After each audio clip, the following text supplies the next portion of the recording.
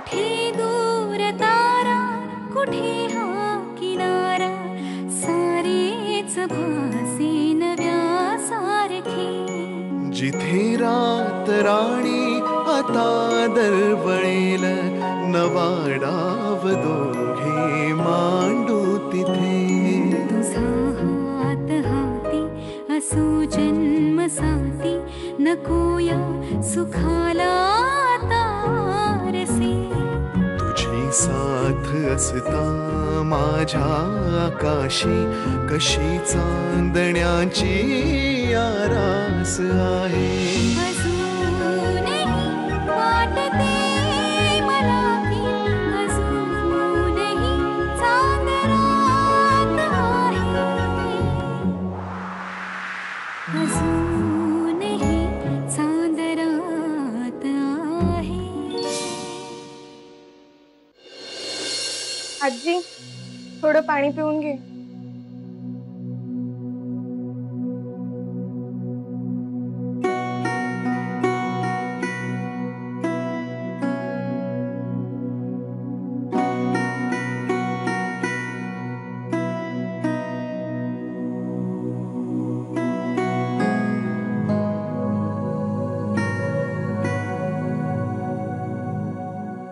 रेवा, तू इथे अचानक काय झालं? बाबा, वाड्यात माझं पाऊल पडताच इतका मोठा अपघात घडला की सगळेच खूप डिस्टर्ब आहेत तिकडे. देवा, मला ठाऊकच होतं असं काहीतरी होणार म्हणून. आजी, अरे देवा, माझ्या पोरीच्या नशीबी काय लिहिलंयस रे. आजी, आजी प्लीज शांत हो. अगं रडू नकोस. अगं एका मागोमागे इतक्या अचानक गोष्टी घडत गेल्यात ना, म्हणून गडबडलेत सगळे. नाही पोरी, नाही. मी वाड्यातल्या समजेच नाही वळखते. इतकी वर्ष तिथं काम करते, त्या प्रत्येकाची नस आणि नस वळखते मी. आजी, अगं असं नाहीये काही. ती लोक फक्त जुन्या विचारांमध्ये अडकलेली आहेत आणि मला खात्री आहे या सगळ्यातून नक्कीच काहीतरी मार्ग निघेल. अनयवर माझा विश्वास आहे. आणि त्यानं भीतीच विचार केला तर जे बाकीचे करतेत. आजी, तसं फार काळ नाही ओळखत मी अनयला, पण कधी कधी माणसांना ओळखायला त्यांच्यासोबत वेळ घालवायची गरज नसते. काही नाती काळ वेळ या सगळ्याच्या पलीकडची असतात. त्यामुळे बाकी काही नसलं तरी निदान अनयबद्दल मी नक्कीच खात्री देऊ शकते तुला. म्हात्रे. जी साहेब. वकिलाला निरोप पाठवा. वाड्यात घडलेली दुःखद घटना त्यांना कळवा. म्हणावं बोलावलंय मृत्यूपत्राच्या वाचनासाठी.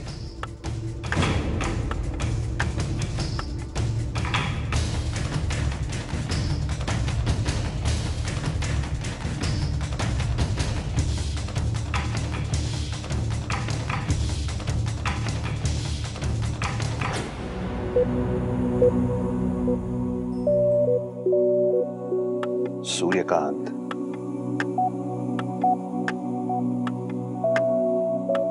पुरुषोत्तम रावांच्या जाण्यामुळे सगळा गाव पोरका झालाय. पण परिस्थिती अशीच राहून चालणार नाही ना. लवकरात लवकर जर सगळं सुरळीत व्हायला हवं असेल तर आपल्याला हातपाय चालवायला हवेत. सत्तेला मोकळं सोडून चालत नाही, ती मोकाट सुटते.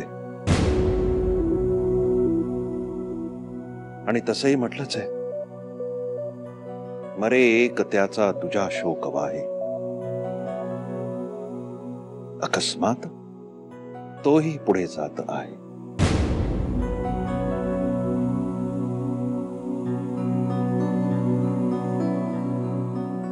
याला काय झालं? आजचा दिवस त्याच्यासाठी खूप घडामोडीचा होता. थकला असेल कदाचित.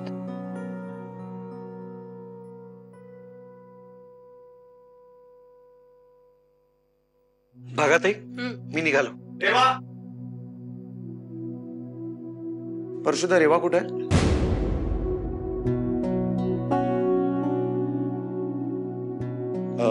भागाताई, रेवाला बघितलं?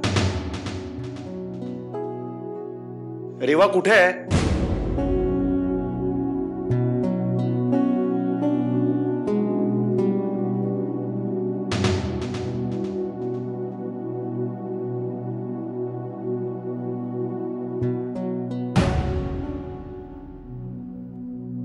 ही पोरगी या वाड्यात आली आणि वाटोळं केलं या वाड्याचं. त्याच्या अण्णासाहेबांचा जीव घेतला हिने.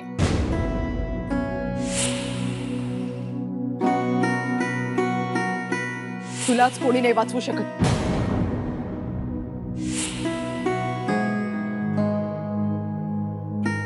काय बोललाय तुम्ही? प्लीज काय करताय तुम्ही? प्लीज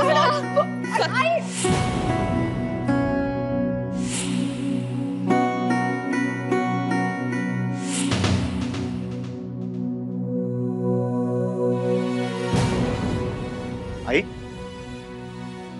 आई रेवा कुठे आहे? मी मगासपासून अख्खा वाडा शोधला, ती मला कुठेच नाही दिसली. कुठे गेली रेवा?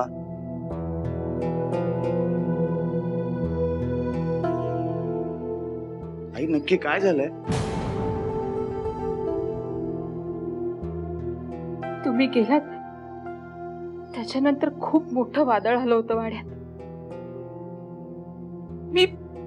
मी माझ्या परीने खूप प्रयत्न केला असं होऊ न द्यायचा, पण आई मला खरं सांग, नक्की काय झालंय?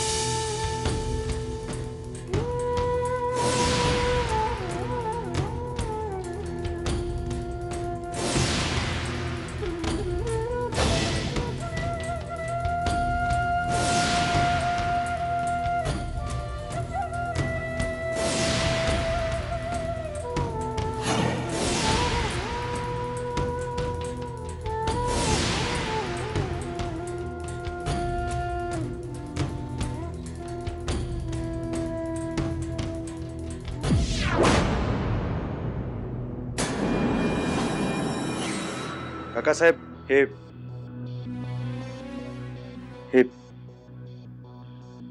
बोला नाही.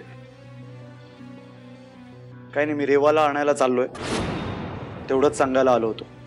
थांब रे. या वाड्याच्या पद्धती विसरतोयस तू. या वाड्यात मोठ्याना गोष्टी सांगायच्या नसतात, त्यांची परवानगी घ्यायची असते, आणि ती आम्ही तुला अजून दिलेली नाही. काकासाहेब, माझ्या बायकोवर अन्याय झालाय आणि आपल्या राजघराण्यातला कुठचाही पुरुष स्वतःच्या बायकोवर झालेला अन्याय खपवून घेत नाही, बरोबर? आणि मला नाही वाटत माझ्याच बायकोला माझ्याच घरात आणण्यासाठी मला कुणाच्या परवानगीची गरज येते. अनय, तू ह्यांचा अपमान करतोयस. अनय, हे काय चाललंय? बाबा, बाबा, काकू साहेबांनी आणि आत्या साहेबांनी मिळून रेवाला घरातनं बाहेर काढलंय आणि त्या तिला अपशकुनी पण म्हणाल्यात.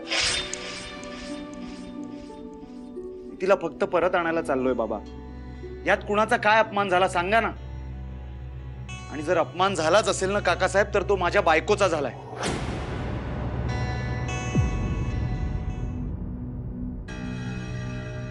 तुम्हाला वाटतं मी तुमचा कधी अपमान करीन असं?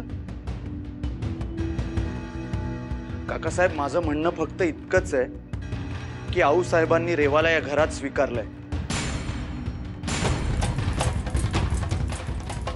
आणि त्यांच्या शब्दाला मान देऊन तुम्ही सर्वांनी तिला या घरात घेतलंय.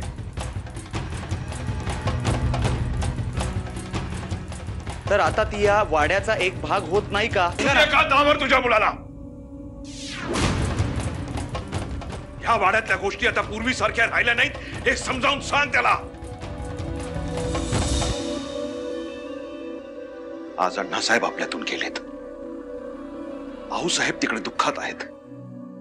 याचा अर्थ हा नाही की हा वाडा पोरका झालाय. कोणीही काहीही करावं, कोणालाही घरात घेऊन यावं. नीट लक्ष देऊन ऐका. आजपासून या वाड्याची सगळी सूत्र आम्ही हातात घेतली आहेत.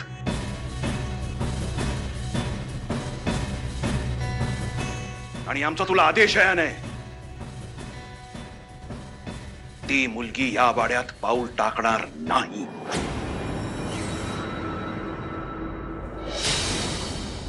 दादासाहेब तुम्ही शांत व्हा. आपण उद्या या विषयावरती बोलूया. उद्या सत्य बदलणार आहे सूर्यकांत.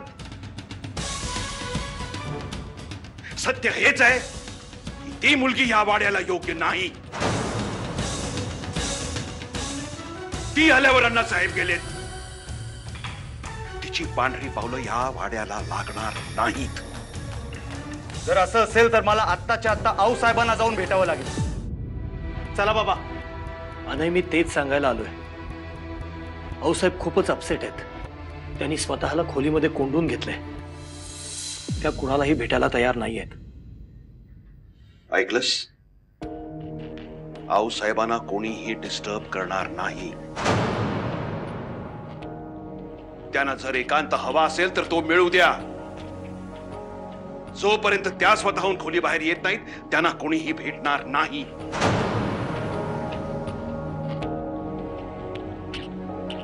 आणि आता आम्हाला सुद्धा एकांत हवाय. निघा तुम्ही. पण काकासाहेब, एकदा सांगितलं समजत नाही. निघा.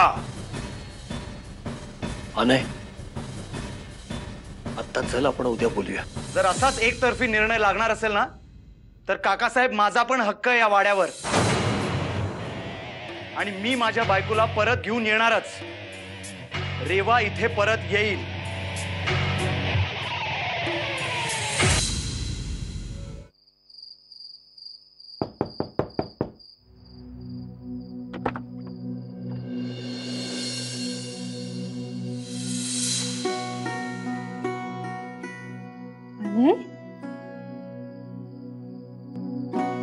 तू रेवा चल, मी तुला न्यायला आलोय.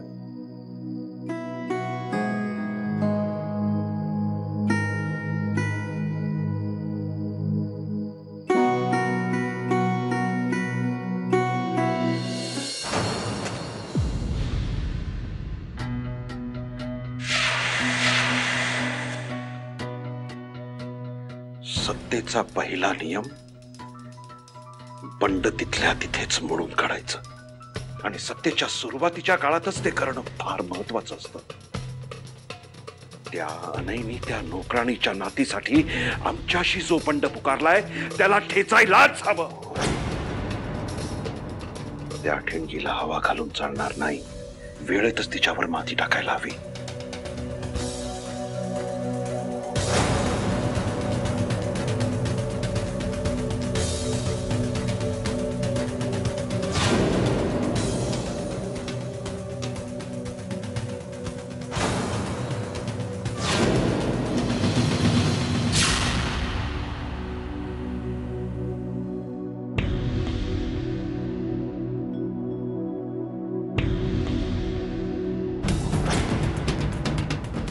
ज्या दिवशी ती मुलगी तिचं पहिलं पाऊल या घरात टाकेल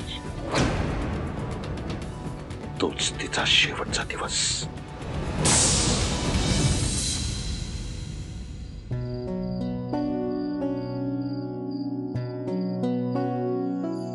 अनय प्लीज ऐक माझं, प्लीज. या अशा परिस्थितीत मी तुझ्या घरी येणं मला नाही योग्य वाटत. का? तू बायको आहेस माझी. तुझाही हक्क आहे त्या वाड्यावर. मला सगळं मान्य आहे अनय, पण आत्ता जर आपण घरी गेलो ना तर प्रकरण अजून चिघळेल. मला नाही वाटत आपण असं करायला हवं. बरं मग मी सुद्धा इथेच राहतो तुझ्या बरोबर. अनय, तुला माहितीये हे शक्य नाहीये. अरे तू या गावातला जहागीरदार आहेस. आणि हे सगळं जाऊ दे, या क्षणी माझ्यापेक्षा तुझ्या घरच्यांना तुझी जास्त गरज आहे. त्यांच्या बरोबर आहे ग कोणी ना कोणी. तू इथे एकटी आहेस ना. त्यापेक्षा आपण मुंबईला जाऊ. चल. अनय प्लीज, हा गुंता सोडवल्याशिवाय आपण मुंबईला जायचं नाही. आणि अरे मी कुठे एकटी आहे, इतकी सगळी लोक तर आहेत माझ्या बरोबर.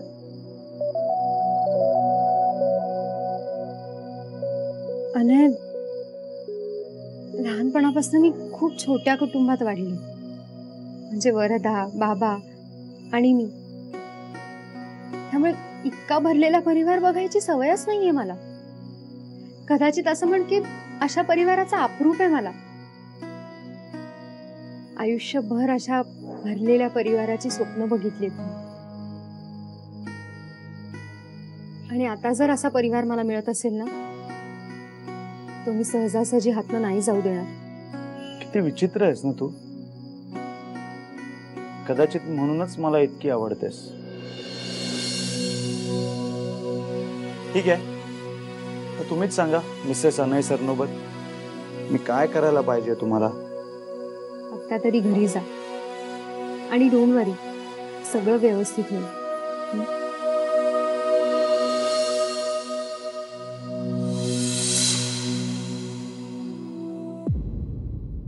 या अनय राजे या.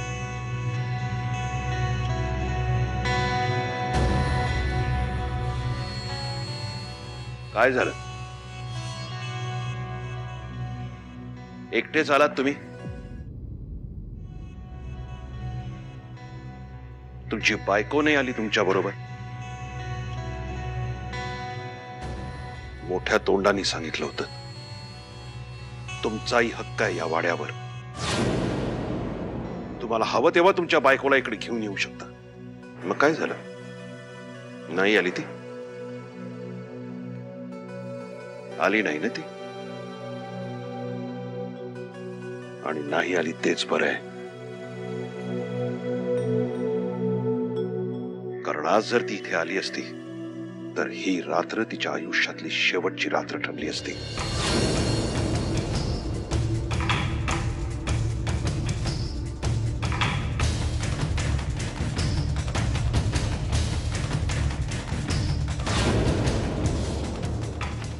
खूप उशीर झालाय, तुम्ही चला आता.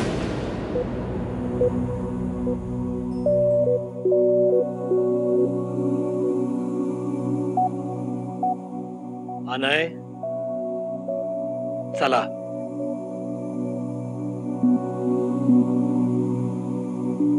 अनय,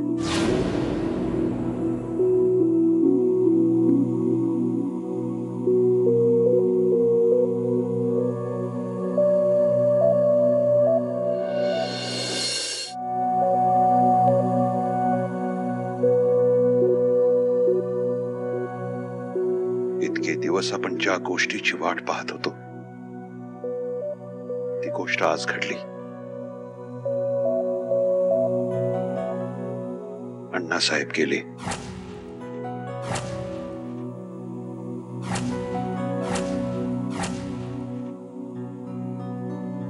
आऊसाहेब दुःखात आहेत.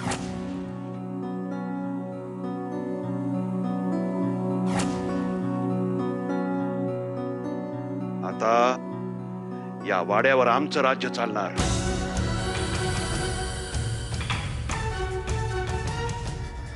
या शिपुरापूरचे आम्ही जहागीरदार होणार. आम्ही.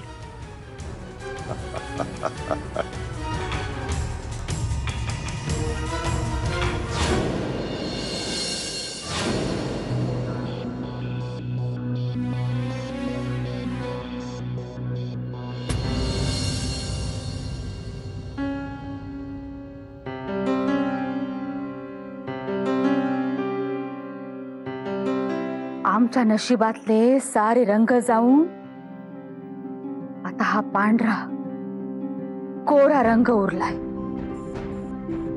पण याच रंगाची शपथ घेऊन सांगतो की ज्याच्यामुळे आमच्या नशिबात हे लिहिलं गेलं त्याचं आयुष्य आम्ही या पांढऱ्या साडीसारखं पांढरं आणि कोरं करू.